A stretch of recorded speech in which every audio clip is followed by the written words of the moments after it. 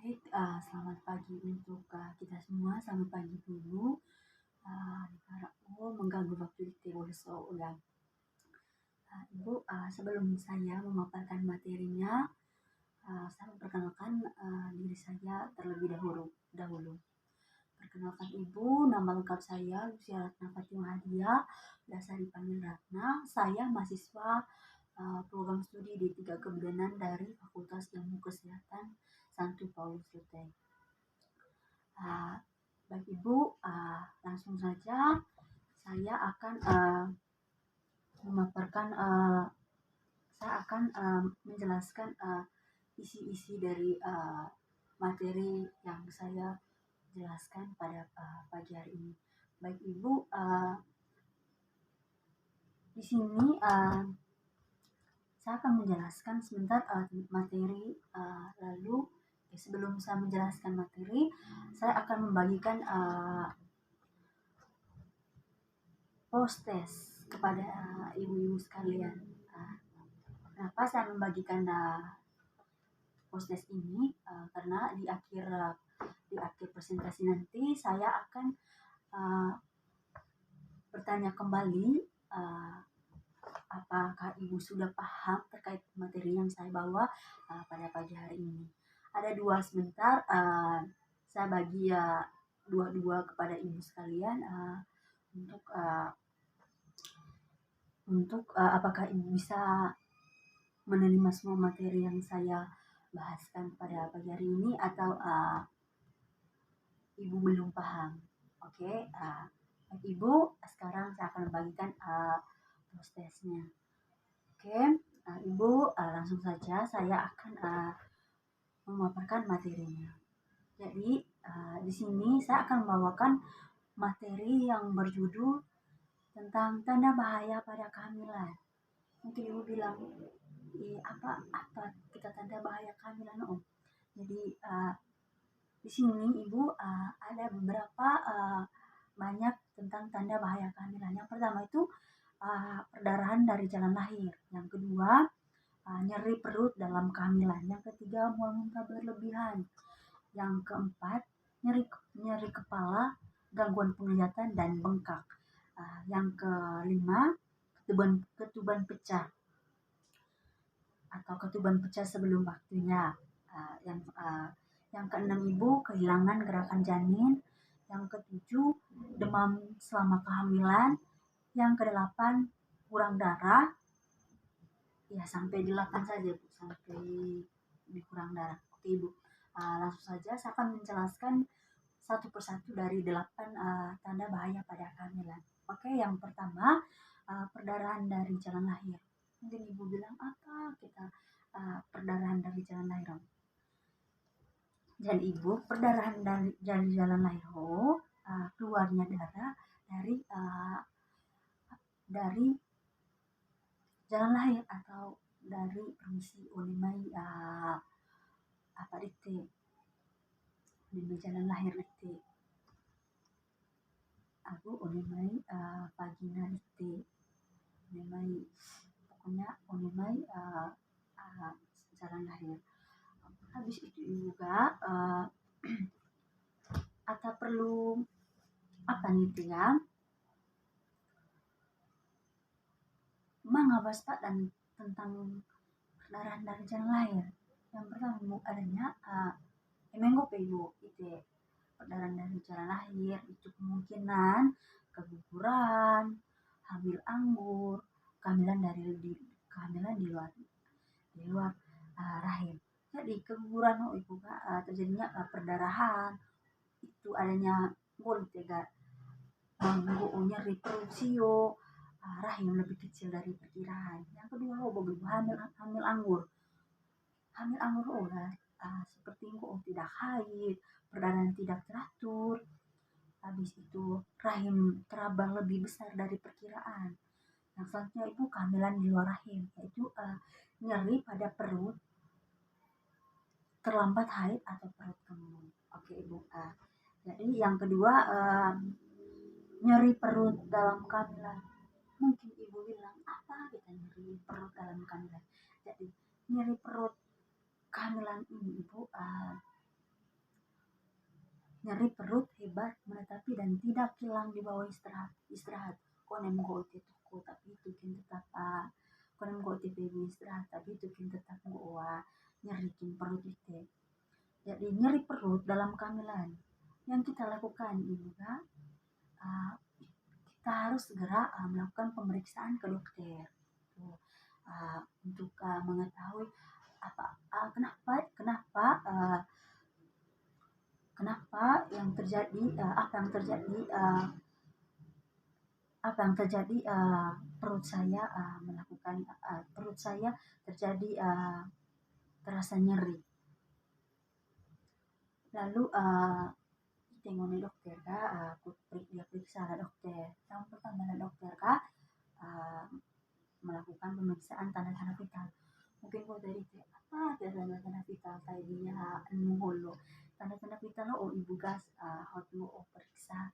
Nah di hot on lime habis itu kak tensi ukur tekanan darah di apakah normal atau tidak. Habis itu kak gitu kondisi lu di selanjutnya ibu kak mual muntah berlebihan. Mual muntah berlebihan oh mual yang terus-menerus sampai mengganggu kegiatan sehari-hari. Mual muntah yang tidak hanya dari pagi hari atau melebihi 10 kali sehari mengakibatnya penderitaan lemah. Mual muntah berlebihan yang terjadi ibu yang kita harus hindari supaya ini ibu biarpun begini ibu merasa mual terus kalau berhadapan dengan makanan atau apa ibu harus tetap makan biarpun makanannya sedikit tapi harus tetap makan. Habis itu hindari makanan yang berlemak misalnya gorengan daging berlemak sio pokoknya hot berlemak ibu. Habis itu ibu gak hindar aku hal-hal seperti bau semacam begini kayak ibu misalnya bau yang tidak suka menurut ibu misalnya bau rokok atau apa pokoknya hindar semuanya supaya tidak terjadi mual pada ibu. Lalu istirahat lebih cukup dan hindari hal-hal yang membuat ibu berkeringat atau kepanasan yang dapat membuat rasa bau. Jadi itu kalau ibu butuh ibu supaya tidak terjadi mual jangan melakukan aktivitas yang berlebihan seperti kegiatan kita sehari-hari seperti uh, membuang membakar sampah, pokoknya jalan jauh, pergi ke kebun, pokoknya jangan dulu melakukan aktivitas-aktivitas yang berlebihan. Lalu selanjutnya uh, materi selanjutnya nyeri kepala atau gangguan penglihatan dan bengkak.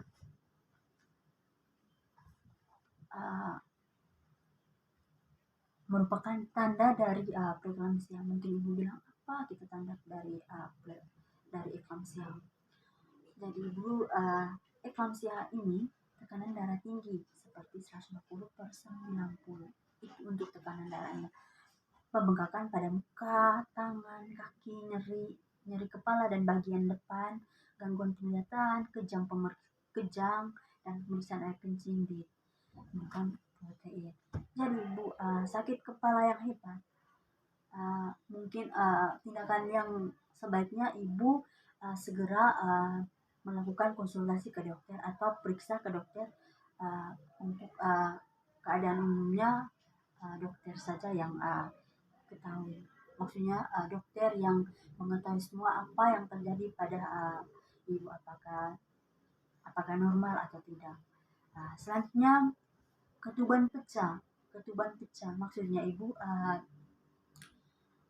ketuban itu itu dia melahirkan itu ya pecah muing ketuban pecah olok ketuban itu jadi ibu kan ketuban yang pecah sebelum ada tanda-tanda persalinan kemungkinan persalinan kurang bulan itu terang tiga itu terang pecah ketuban habis itu infeksi pada ibu dan bayi itu itu cara menganggun kuliah ketuban tiga pecah gitu. Nunggu ibu ga kalau begini ibu ketubannya pecah, jangan apa maksudnya ibu, jangan diam saja, ibu harus segera ke dokter, ke puskesmas untuk mengetahui uh, apa yang terjadi pada ibu. Ibu konsultasi ke dokter, menentukan apa yang terjadi dengan cara dokter sendiri melakukan konfirmasi usia, mungkin usia kehamilannya dan menggunakan USG. Selanjutnya gerakan janin berkurang. Gerakan janin berkurang mungkin ibu bilang apa saja gerakan janin apa gerakan janin berkurang. Ini merupakan gerakan janin berkurang semacam begini ibu. Misalnya ibu tidak terasa lagi gerakan janin atau wuli diadek ya buka dikte. Biasanya misalnya melebihi 3 kali dalam 3 jam. Itu harus pergi konsultasi ke dokter atau ke ibu bidan, ke puskesmas untuk melakukan tindakan yang dilakukan oleh ibu bidan supaya mengetahui apakah keadaan janinnya baik atau tidak. Lanjut demam selama kehamilan. Jadi demam selama kehamilan ini ibu, demam yang tinggi dapat membahayakan keselamatan jiwa ibu atau terjadinya keguguran, persalinan kurang bulan, cacat pada bayi bisa disebabkan karena adanya infeksi. Jadi gerakan janin berkurang, ibu harus segera pergi ke puskesmas atau ke bidan untuk mengetahui keadaan bayi dan ibu. Ibu bisa ditangani dengan istirahat yang lebih cukup, baring yang cukup, minum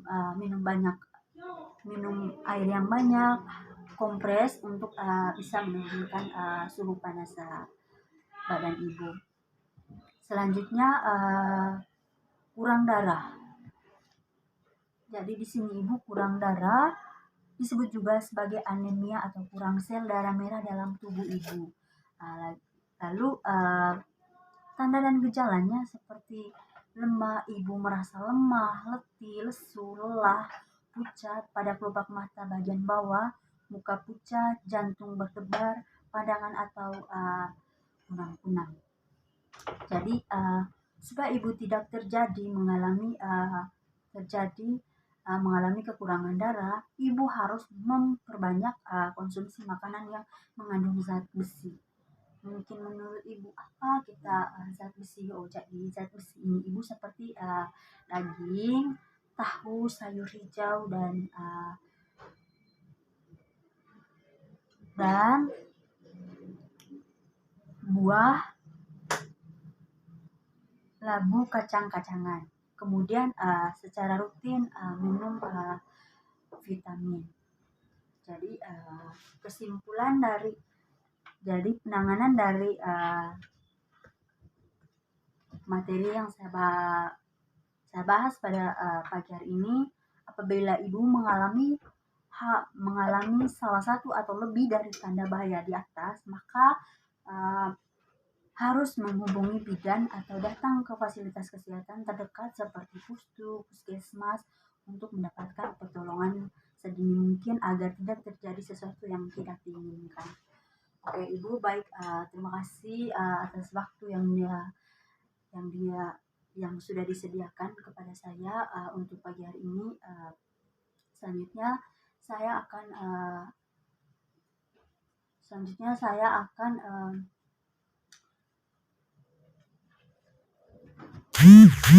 kembali, mungkin ibu tidak paham terkait dengan materi yang saya bawa pada pagi hari ini. Selanjutnya sekian saja materi yang saya berikan.